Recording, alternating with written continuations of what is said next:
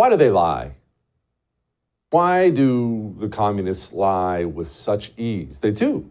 They lie about everything. If you've watched any minute of the DNC this year, you saw just lie after lie after lie after lie. They're going to secure the border. They love the military. They love law enforcement. We're going to fund the police.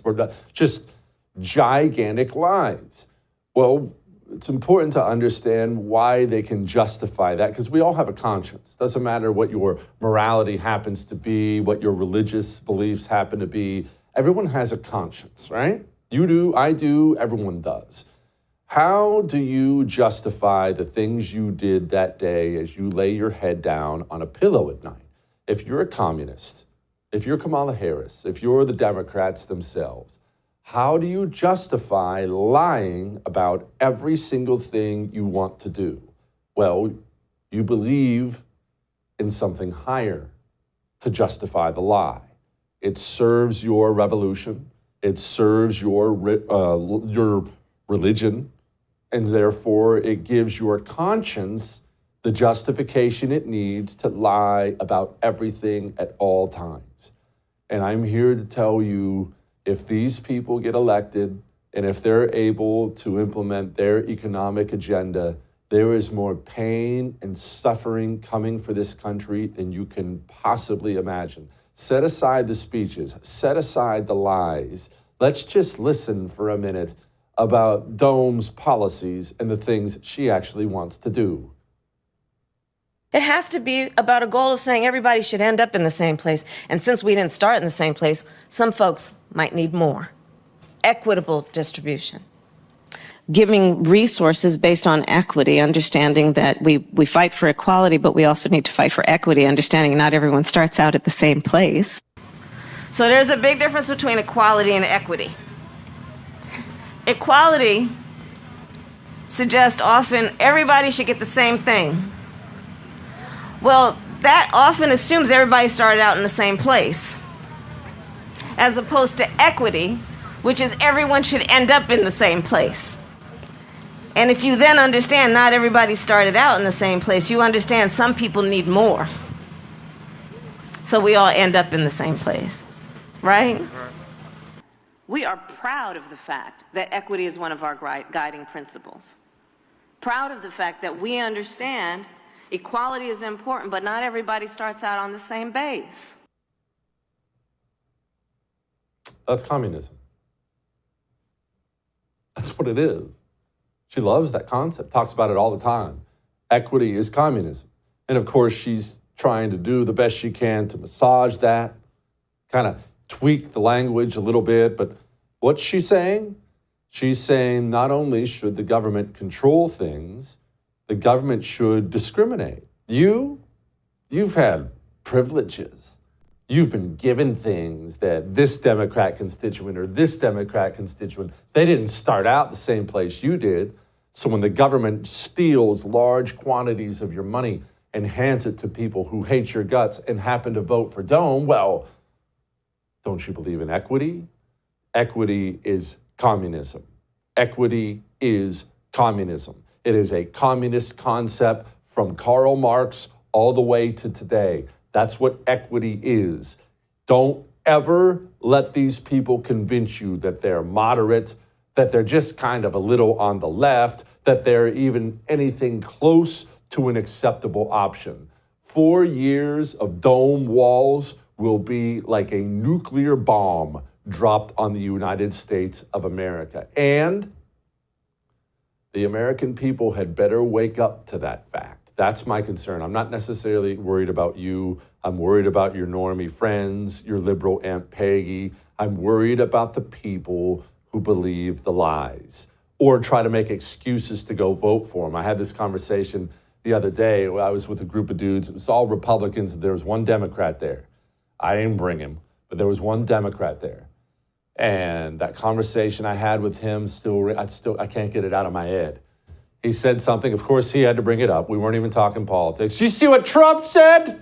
And I said, yeah, I saw what Trump said. What was wrong with it? He, of course, had no specifics. So he's crazy. That guy's crazy. That's all he kept saying. I was trying to stay calm. I said, okay, what was crazy? Which part? The guy's just a nut. Can't believe anyone's going to vote for that. And so I said, okay, so you're going to vote for Kamala Harris? Well, yeah. You know she came out for price controls, right? That's what I told the guy. So you know she came out for price controls, right? Well, why is that bad? And I explained to him very calmly that will result in businesses going under, probably empty shelves, starvation. It's communism that's been horrific every time it's been tried. I just laid it all out for him as logically as I possibly could. And you know what he said back to me? Kid you not. Well, she's not going to be able to actually implement that. He's going to go vote for the communists. And his justification is she won't be able to implement any of the horrors she has planned. Jeez. And that's why Governor Ratchet, Gretchen Whitmer, that's why Democrats, that's why they go on TV and they try to act like, wow, this stuff's no big deal. Well, I think people are reading too much into what has been put out there. Reading too much into it, huh? We're reading too much into all these communist schemes. Of course, what are you doing? Joining me now, the author of many books. You really probably should pick up You Will Own Nothing, because it looks like that's where we're headed, my friend Carol Roth. Carol, are you reading too much into these whole price control things? What's wrong with price controls after all, Carol? The prices are too high. Government should just tell them, don't raise prices, in fact, lower prices. This sounds wonderful. What's wrong with it? Yeah, I love the fact that the only sort of proponents of these policies that Comrade Kamala is putting out are the people who say, oh, they'll never get enacted. So basically, you're saying that she has no plan and we should just be voting on vibes and joy because, joy pays for your food and it pays for your rent and it puts gas in your car and all of that kind of stuff. The price controls thing is one of many of the most frightening things I've ever heard. And they keep coming out of the Kamala Harris campaign. Kamala Harris has been very responsible for the economic pain that Americans are feeling. She had the deciding vote on everything from the American Rescue Plan, which stokes historic inflation, to the Inflation Reduction Act, which has kept our deficits at near $2 trillion a year. So the fact that people are feeling economic pain, and that is the number one issue, she needs a villain. She can't just accept that, that's her responsibility. So now it's these greedy corporations who apparently just woke up and decided to be greedy over the last 3.5 years. Now, we know this is just not the case. If you look at the PPI versus the CPI, the PPI is a wholesale measure of inflation. It's the inputs into goods and services versus the CPI, which is what consumers are actually paying. If there was gouging going on either at the wholesale level or the retail level, we would expect to see a massive divergence between the inflation and those two indicators, and they have tracked each other very closely. So we know that that's obviously not the case. But the idea, Jesse, of price gouging and price controls, this is just absolutely, like, if you bought into the corporate greed and the fact that, grocery stores have 1.6% net profit margins last year, her fix to that is something that is going to cause rationing and shortages. Every person knows this. She's getting panned across the aisle, except for these, good little communists like Whitmer who are saying, no, just don't pay attention to it. That's the best thing they can say about it. Carol, can you take me to Econ 101 class? Because there's a bunch of people watching right now who want to be able to explain this to their liberal Aunt Peggy's.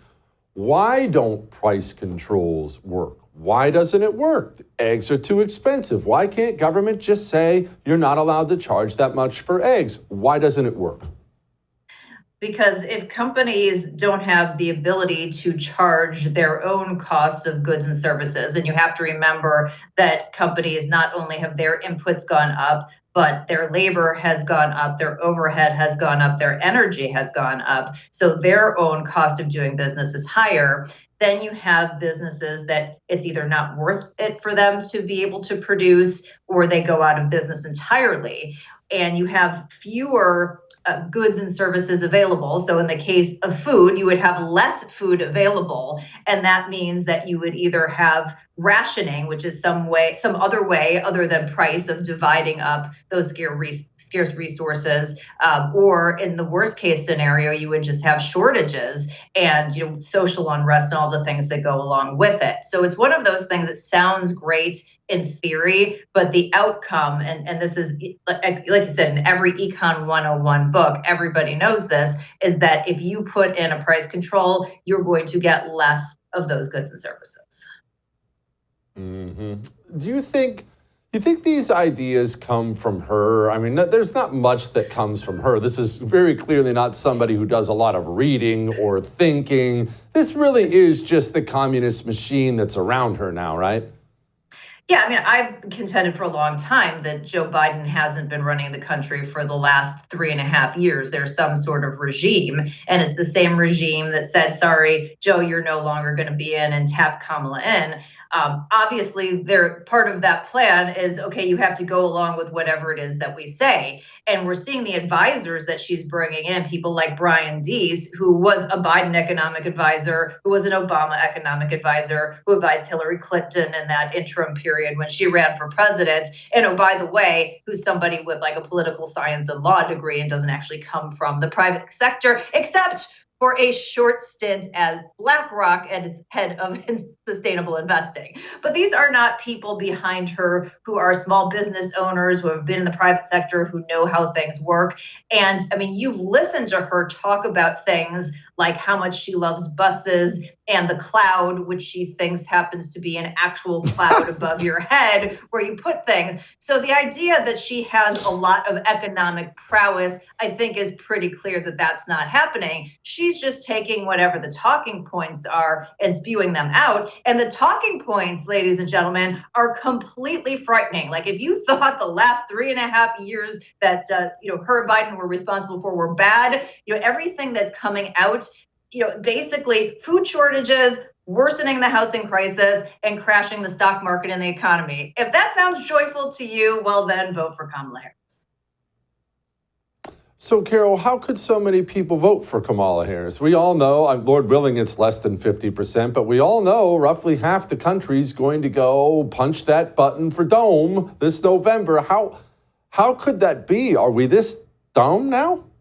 Yes, we are this dumb as a country. We have a economically and financially illiterate electorate, and people who aren't in the flow of information or who listen to the corporate press don't even know what's going on, nor could they process it if they did know what's going on. The fact that we're at crisis levels of debt to GDP 120%, this would be a bad outcome in any point in time, but we are at this very scary situation. People have forgotten that the U.S. debt has been downgraded multiple times under the Biden-Harris regime. So this is a very scary time.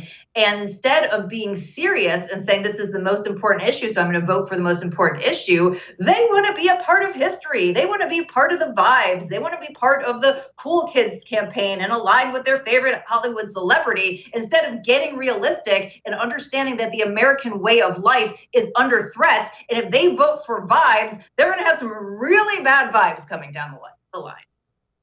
Yeah, Great Depression, food shortages, things like that always come with some really icky vibes, don't they? Yeah. Carol, yeah. Thank you. You are the best. I appreciate it. All right. Tiana Lowe Doescher joins us in a moment. Break down some more of these economic policies they're proposing. Look, it's all that may have made you uncomfortable, but I'm right, and so is she. We'll be back.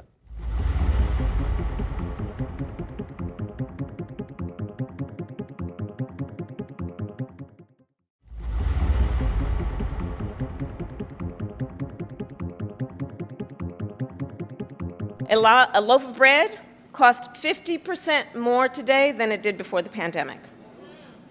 Ground beef is up almost 50%. Wow. That seems like quite a campaign strategy. Who's been in charge all this time? Joining me now, my friend Tiana Lowe Doescher, columnist for the Washington Examiner. Tiana, who's she campaigning against there? What's this woman been doing for the last 3.5 years? Meanwhile, OJ is looking for the real killer, Jesse. No, it's clear if you go through the data on those price increases across the board, but especially in groceries, it all happened under Biden and Harris. Under Trump, inflation averaged less than 2% each year, and 2% is that Federal Reserve target. Under Biden and Harris, it has averaged nearly 6%, so 3 times what the Fed wants. And yet she thinks that she is the solution to the inflation she created in the form of price controls, which I get that we on the right sometimes throw around terms like communist or socialist frivolously, but in this case, that's exactly what her economic plan is. Can you explain to people why, I know we're stepping out of the Kamala world here for a moment, why is there a target for 2% inflation by the Fed at all? It's hard for people to understand. Wait a minute, so your target is to make sure the value of my dollar goes down a little bit every year? It's hard for people to get. Can you explain that to me?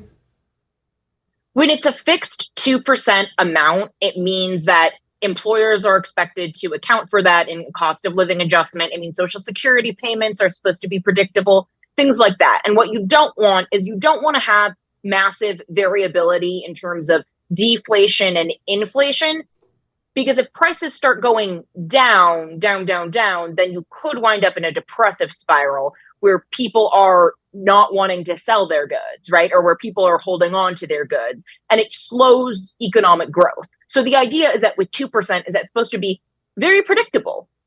You are having room for keeping unemployment lower than you could do, because if you had that 0% inflation target, then what you would have is higher unemployment. And what we saw in 2019, it was the Goldilocks economy, at least when it came to these metrics, right? As you and I both know, debt and government spending still way too high, but the macroeconomic factors like unemployment, inflation, you had this perfect happy medium. And then COVID came and they had the excuse to inflate away the currency.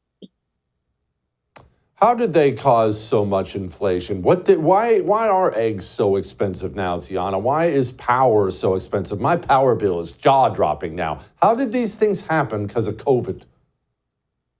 Broadly speaking, inflation is always and everywhere a monetary phenomenon. It's too many dollars chasing too few goods. And there are ways in the Biden administration made it worse, right? So for one thing, you had Kamala Harris being the swing vote on the $1.9 trillion American Rescue Plan, and then the $1.3 trillion Inflation Reduction Act, which reduced inflation the same way that the Democratic People's Republic of Korea is a democratic republic. It's not. There's a study that just came out the other day from a University of Chicago professor, Casey Mulligan, that found that the majority of the excess inflation that happened under Biden and Harris is because of those two swing votes that Kamala Harris herself made. So on top of all this government spending, and the government does have to fund it some way, and that's in devaluing our own paychecks. Average Americans take in a 5% hit to their paycheck. Then they've also overly regulated the energy industry. You've also given handouts to that 55 to 65 age demographic where they aren't working anymore. They all retired early. And it's you and I and those of us with young kids or those of us that want to start families who are paying for everyone else. So we don't have enough workers. We don't have enough energy. Energy is a leading indicator for prices across the board. And then on top of it, it's an intentional design. You inflate the currency to fund government debt. It's called seigniorage, and it's been going on in human history for thousands of years. Tiana, why do they want the border open? This is obviously something that's been done purposefully. I should note that's also inflationary to bring in 20 million people you have to pay for in 4 years. But why are they so adamant about bringing in a bunch of murderers and rapists? It doesn't make sense. So legal immigration, when done correctly, can be disinflationary. Illegal immigration, as you point out, is the exact opposite. Not only is it jacking up prices in the housing market, but also a lot of these democratic localities, they have laws that prevent new housing from being built. You have them draining these social safety nets. Here in Chicago, the city spends some $7,000 per month per migrant just to house them in what used to be a high school. And so a part of it, I think, is Joe Biden being naive in believing his base and believing that, oh, the child separation is inhumane, making it so that way we can't let asylum seekers in the country is inhumane. And what's the result? The majority of migrants coming into the country are no longer from either Mexico or the Northern Triangle countries. They're coming from Iran. They're coming from China. They're coming from Russia. They're coming from countries, and they're exporting military-aged men who are indeed coming in. And the correct word at this point, when it's 10 million illegal immigrants strong, is probably invasion. I think it's a combination of true believers and those that were stupid enough to get duped by then. Because a massive issue that we have is DHS Inspector General just announced that we have more than 250,000 missing children. And a lot of these children were trafficked on the way through the Darien Gap and back into the US, and we've lost them. Gosh, it's so sad. Not just what they've been through, what they're going through right now within our borders. It's freaking awful. Tiana, I'm out of time. Appreciate you very much. All right. Marc Morano is going to join us. He's all over the insane climate policies of Dome. We'll talk to him next.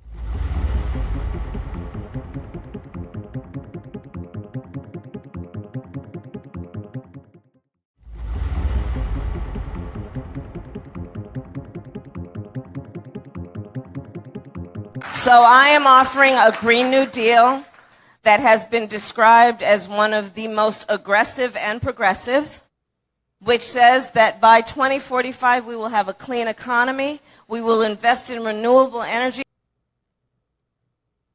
A clean economy. That sounds so lovely. It's going to be clean. We're just going to scrub it. Joining me now, my friend Marc Morano, executive editor, climatedepot.com. Marc, I'm excited for this to have an economy that's clean. It sounds so nice. We're just going to clean it.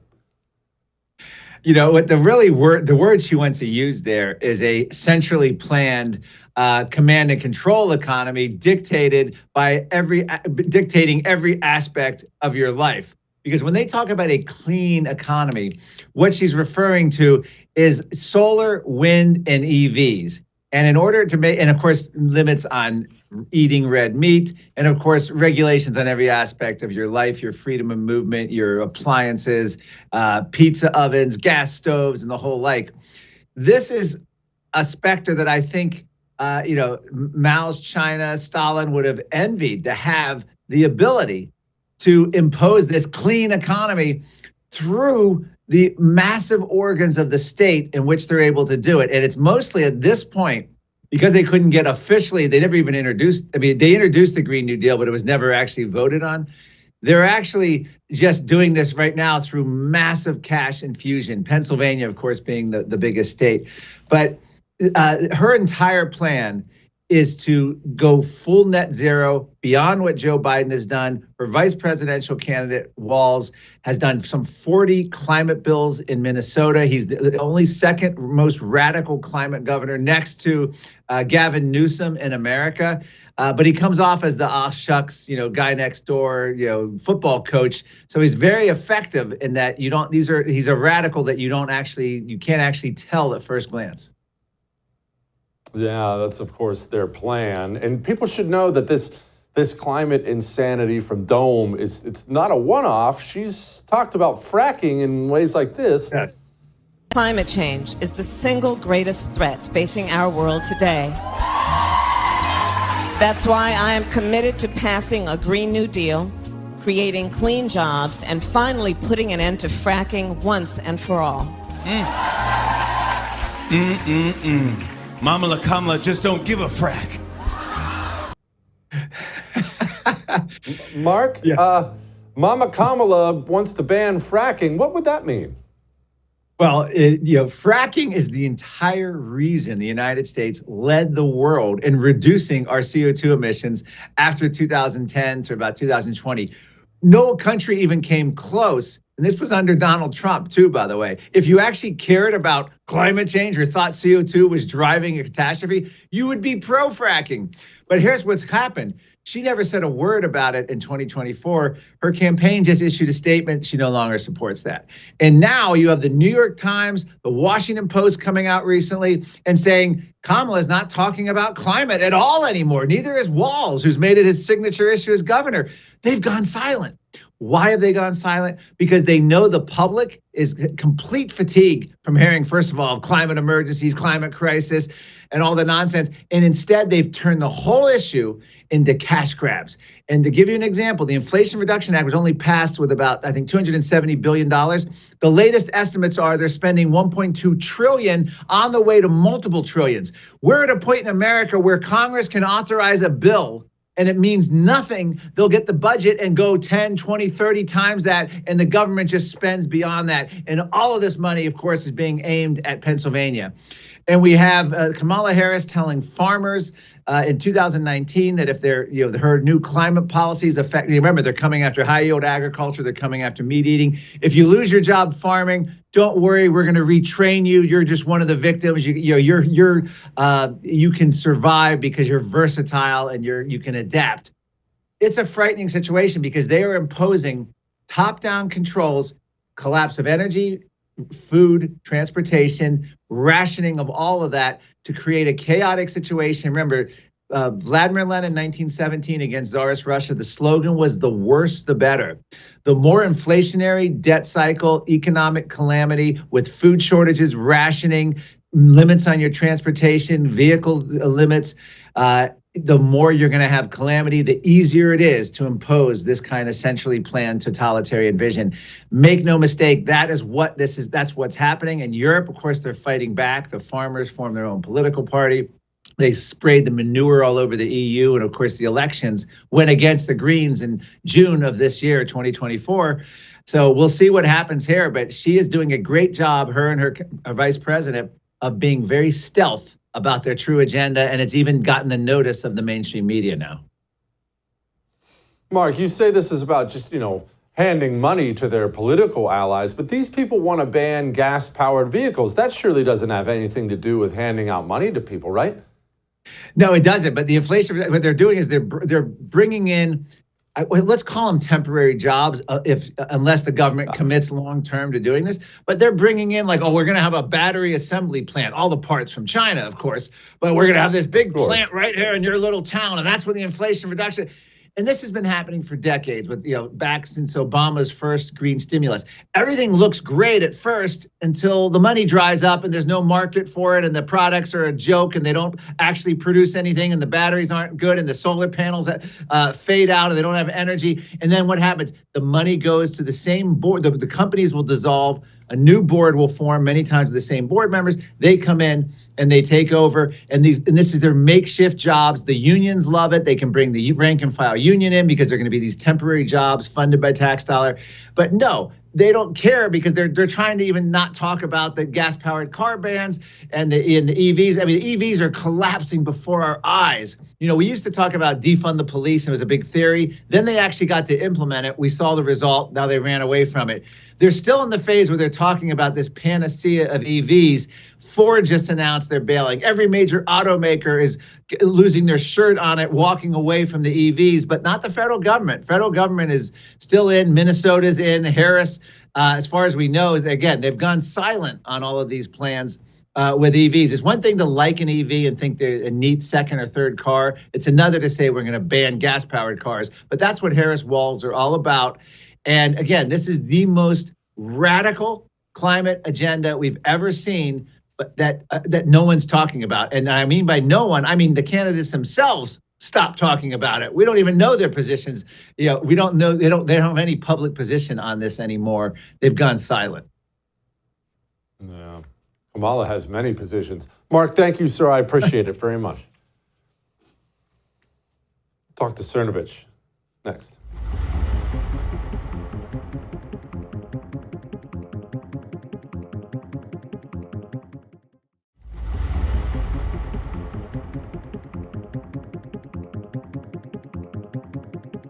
Vice President Harris has earned the nomination from the grassroots up and not the top down. It's amazing, isn't it? Look, that stupid ham-fisted sky is green analogy I use all the time, you see it in real time, don't you?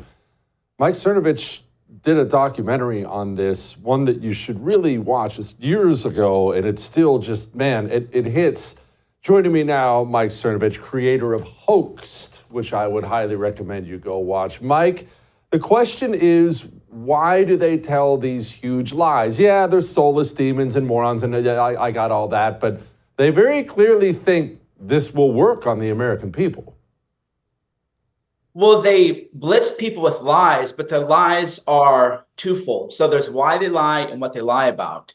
And what I think is interesting is that they have to pretend to be right-wing or right-wing conservative. That commonly you'll hear people say, oh, Republican hasn't won the popular vote since George W. Bush and I think 2004. Therefore, this is a left-wing country. The answer is no. If you look at everything Comrade Kamala is lying about, she's claiming, oh, we love the Second Amendment. Oh, we want to lower taxes. Oh, we want to lower inflation. Oh, they're pretending to be a Republican. They're pretending to be conservatives. And that's because you have to lie if you want to have any chance of winning. The media goes with it. And unfortunately, people on the Democrat side are gullible people. Is that why it works on enough people? And I'm not saying it's going to work this November, Mike, but it obviously has worked in the past. Is that why it works? Is it the media going along with it? Because honestly, if you had any kind of a media that was anything other than apparatchiks, they would destroy these lies and dismantle the whole thing. Yeah, most people don't have their whole entire life to devote to politics, right? That's the problem. It's easy for people who have leisure time to follow politics closely, but most people don't. So that's why the media lies are effective, because most people don't have the time that it takes to investigate. So for example, PolitiFact and all the fact checkers, they're all claiming that Waltz didn't dodge a deployment. And anyone who's followed this story knows that his own command sergeant major said he did. His own battalion commander said that he did. But the gambit made by the media in the Waltz-Harris campaign is that no one will ever be able to investigate it because they don't have the time, or they're burned out, or they're stressed out, and they'll be able to get away with the lies. And unfortunately, they do get away with a lot of lies. Mike, thank you, brother. Come back anytime. Have a good day. All right. We have final thoughts next.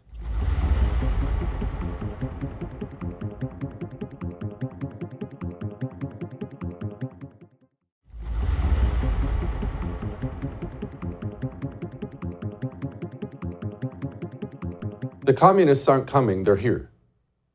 We talked about this in the opening.